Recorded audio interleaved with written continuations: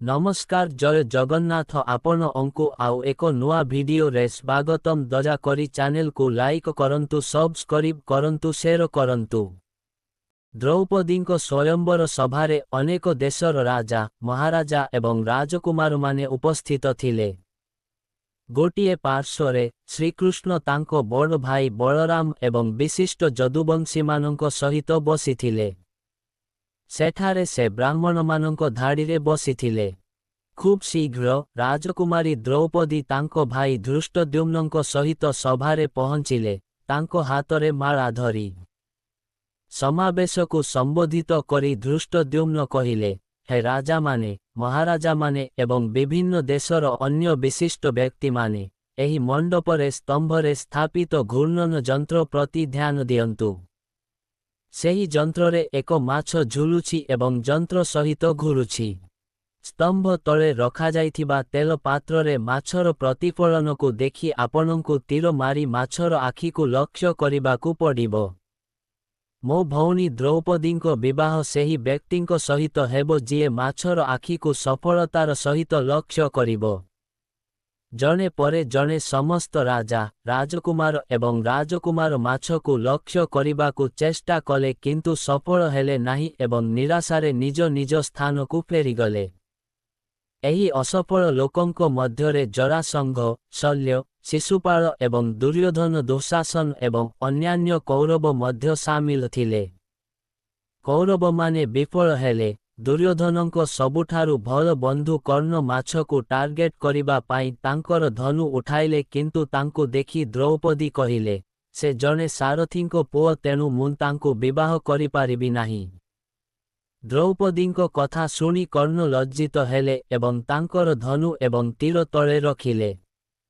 एहा परे अर्जुन ब्राह्मणंको धाड़ीरु उठी लक्ष्य करिबाकु तांकर धनु उठाइले।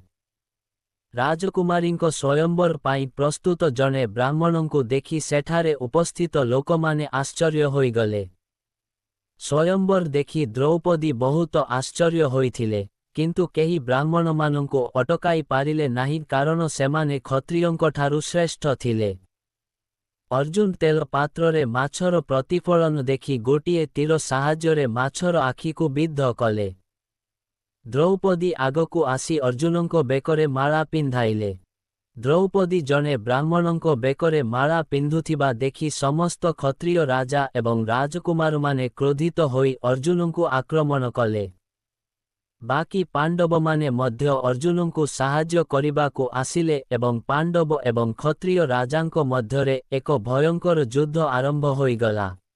श्रीकृष्ण अर्जुनंको पूर्वरु चिन्हि सारिथिले, तेणु से हस्तक्षेप करी युद्ध बंद कले। दुर्योधन मध्य अनुमान करिथिले जे जिए लक्ष्यभेद करिथिले से निश्चित भावरे अर्जुन एवं बाकी पांडव माने तांकु समर्थन करिथिबे। पांडव माने 92 लक्षागृहरु पळाई जिबा परे से बहुत आश्चर्य होइथिले। पांडव माने द्रौपदींकु सांगरे नेई सेमानंको माता कुंतींको सहित रहुथिबा स्थानरे पहुंचिले। अर्जुन द्वार पाखरु तांको मांकु डाकी कहिले, माता आजी आमे आपनंको पाई एक सुंदर दान आनिछु। एहा शुणी कुंती भीतरु कहिले, पुओ माने तुमे समस्ते एहाकु निज निज मध्यरे बांटी नियो एवं एहाकु सेवन करो।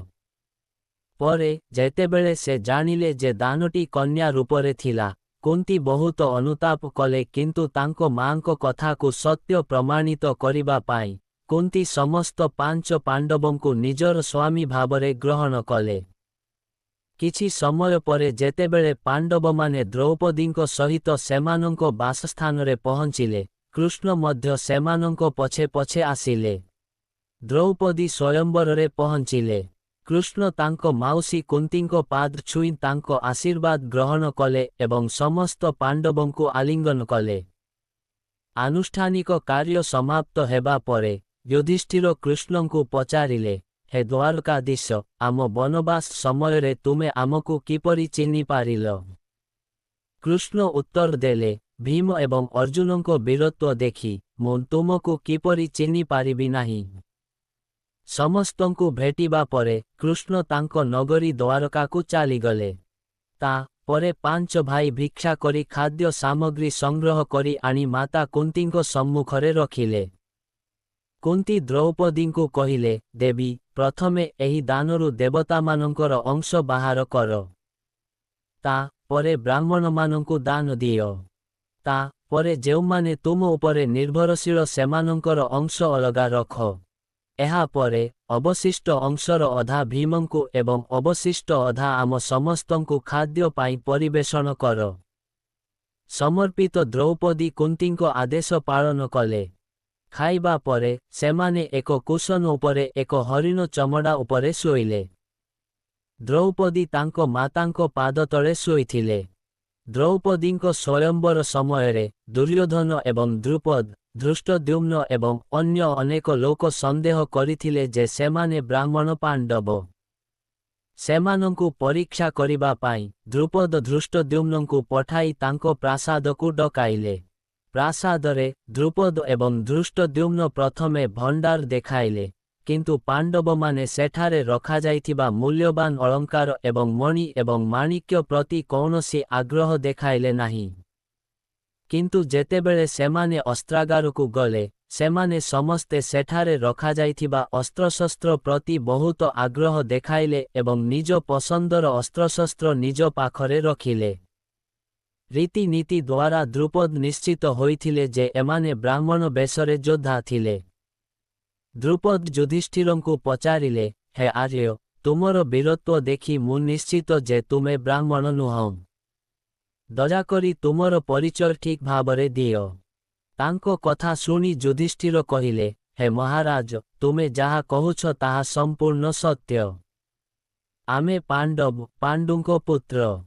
ମୁଁ ଯୁଧିଷ୍ଠିର ଏବଂ ଏମାନେ ମୋର ଭାଇ ଭୀମସେନ, ଅର୍ଜୁନ, ନକୁଳ ଏବଂ ସହଦେବ। ଆମର ମାତା କୁନ୍ତୀ ତୁମର ଝିଅ ଦ୍ରୌପଦୀଙ୍କ ସହିତ ତୁମର ପ୍ରାସାଦରେ ଅଛନ୍ତି। ଯୁଧିଷ୍ଠିରଙ୍କ କଥା ଶୁଣି ଦ୍ରୁପଦ ବହୁତ ଖୁସି ହେଲେ ଏବଂ କହିଲେ, ଆଜି ଭଗବାନ ମୋର କଥା ଶୁଣିଛନ୍ତି। ମୁଁ ଚାହୁଁଥିଲି ମୋ ଝିଅର ବିବାହ ପାଣ୍ଡୁଙ୍କ ପରାକ୍ରମୀ ପୁଅ ଅର୍ଜୁନଙ୍କ ସହିତ ହେଉ। ମୁଁ ଆଜି ହିଁ ଅର୍ଜୁନ ଏବଂ ଦ୍ରୌପଦୀଙ୍କ ଉପଯୁକ୍ତ ବିବାହ ବ୍ୟବସ୍ଥା କରୁଛି। ଏହା ଶୁଣି ଯୁଧିଷ୍ଠିର କହିଲେ, ହେ ମହାରାଜ, ଦ୍ରୌପଦୀଙ୍କୁ ଆମେ ପାଞ୍ଚ ଭାଇଙ୍କ ସହିତ ବିବାହ କରାଯିବା ଉଚିତ। ଏହା ଶୁଣି ଦ୍ରୁପଦ ଆଶ୍ଚର୍ଯ୍ୟ ହୋଇ କହିଲେ, ଏହା କିପରି ସମ୍ଭବ? ଜଣେ ପୁରୁଷର ଅନେକ ସ୍ତ୍ରୀ ହୋଇପାରେ, କିନ୍ତୁ ଜଣେ ମହିଳାଙ୍କ ପାଞ୍ଚ ସ୍ୱାମୀ ଥିବା କେବେ ଦେଖାଯାଇନାହିଁ କିମ୍ବା ଶୁଣିନାହିଁ। ଯୁଧିଷ୍ଠିର କହିଲେ, ହେ ମହାରାଜ, ମୁଁ କେବେ ମିଛ କହୁନାହିଁ କିମ୍ବା ଧର୍ମ କିମ୍ବା ଶାସ୍ତ୍ର ବିରୁଦ୍ଧରେ କିଛି କରେ ନାହିଁ। ଆମର ମାତା ଆମ ସମସ୍ତ ଭାଇମାନଙ୍କୁ ଦ୍ରୌପଦୀଙ୍କୁ ଭୋଗ କରିବାକୁ ନିର୍ଦ୍ଦେଶ ଦେଇଛନ୍ତି ଏବଂ ମୁଁ କେବେ ମୋ ମାତାଙ୍କ ଆଦେଶକୁ ଅବମାନନା କରିପାରିବି ନାହିଁ। ଏହି ସମୟରେ ବେଦବ୍ୟାସଜୀ ସେଠାରେ ପହଞ୍ଚିଲେ ଏବଂ ସେ ତପଟଙ୍କୁ ତୋପତି ମହୋତ୍ସବକୁ ନିମନ୍ତ୍ରଣ କଲେ। କିନ୍ତୁ ବେଦବ୍ୟାସଜୀ ଆସି ଦ୍ରୁପଦଙ୍କୁ କହିଲେ ଯେ ଦ୍ରୌପଦୀଙ୍କ ପୂର୍ବ ଜନ୍ମର ତପସ୍ୟାରେ ପ୍ରସନ୍ନ ହୋଇ ଭଗବାନ ଶଙ୍କର ତାଙ୍କୁ 5 ଜଣ ବୀର ସ୍ୱାମୀ ପ୍ରଦାନ କରି ଆଶୀର୍ବାଦ କରିଥିଲେ। ବେଦବ୍ୟାସଜୀଙ୍କ କଥା ଶୁଣି ଦ୍ରୁପଦଙ୍କ ସନ୍ଦେହ ଦୂର ହୋଇଗଲା ଏବଂ ସେ ତାଙ୍କ ଝିଅ ଦ୍ରୌପଦୀଙ୍କ ବିବାହ ଉତ୍ସବ 5 ପାଣ୍ଡବଙ୍କ ସହିତ ମହା ଆଡମ୍ବରରେ କରିଥିଲେ। ଏହି ବିବାହର ବିଶେଷ କଥା ହେଉଛି ଯେ ଦେବୃଷି ନାରଦ ନିଜେ ଆସି ପ୍ରତିଦିନ ଦ୍ରୌପଦୀଙ୍କୁ କୁମାରୀ ହେବାର ଆଶୀର୍ବାଦ ଦେଉଥିଲେ। ପାଣ୍ଡବମାନେ ଜୀବିତ ଥିବା ଏବଂ ଦ୍ରୌପଦୀଙ୍କ ସହିତ ସେମାନଙ୍କର ବିବାହ ଖବର ଦ୍ରୁତ ଗତିରେ ସବୁଆଡ଼େ ବ୍ୟାପିଗଲା। ହସ୍ତିନାପୁରରେ ଏହି ଖବର ପାଇ ଦୁର୍ଯ୍ୟୋଧନ ଏବଂ ତାଙ୍କର ସହଯୋଗୀମାନେ ଅସ୍ଥିର ହୋଇଗଲେ। ସେମାନେ ପାଣ୍ଡବମାନଙ୍କୁ ରାଜ୍ୟ ଫେରାଇବାକୁ ଚାହୁଁ ନଥିଲେ, କିନ୍ତୁ ଭୀଷ୍ମ, ବିଦୁର, ଦ୍ରୋଣ ଇତ୍ୟାଦିଙ୍କ ପ୍ରରୋଚନା ଏବଂ ଧୃତରାଷ୍ଟ୍ରଙ୍କ ଉପରେ ଲଗାଯାଇଥିବା ଚାପ ଯୋଗୁଁ ସେ ପାଣ୍ଡବମାନଙ୍କୁ ଅଧା ରାଜ୍ୟ ଦେବାକୁ ବାଧ୍ୟ ହୋଇଥିଲେ। ବିଦୁର ପାଣ୍ଡବମାନଙ୍କୁ ଡାକିଲେ। ଧୃତରାଷ୍ଟ୍ର, ଦ୍ରୋଣାଚାର୍ଯ୍ୟ, କୃପାଚାର୍ଯ୍ୟ, ବିକର୍ଣ୍ଣ, ଚିତ୍ରସେନ ଇତ୍ୟାଦି ସେମାନଙ୍କୁ ସ୍ୱାଗତ କଲେ ଏବଂ ଖଣ୍ଡବ ବନ ନାମକ ରାଜ୍ୟର ଏକ ଅଂଶ ସେମାନଙ୍କୁ ଦିଆଗଲା। ପାଣ୍ଡବମାନେ ସେହି ଖଣ୍ଡବ ବନରେ ଏକ ନଗର ସ୍ଥାପନ କରି ଏହାର ନାମ ଇନ୍ଦ୍ରପ୍ରସ୍ଥ ରଖି ରାଜତ୍ୱ କରିବା ଆରମ୍ଭ କଲେ। ଯୁଧିଷ୍ଠିରଙ୍କ ଲୋକପ୍ରିୟତା ଯୋଗୁଁ କୌରବ ରାଜ୍ୟର ଅଧିକାଂଶ ଲୋକ ପାଣ୍ଡବ ରାଜ୍ୟରେ ଆସି ବସବାସ କଲେ। କ'ଣ ହେଲା ରେ ଦେଖାଯାଉନି ତ ତତେ ମୁଁ କ'ଣ କରିଛି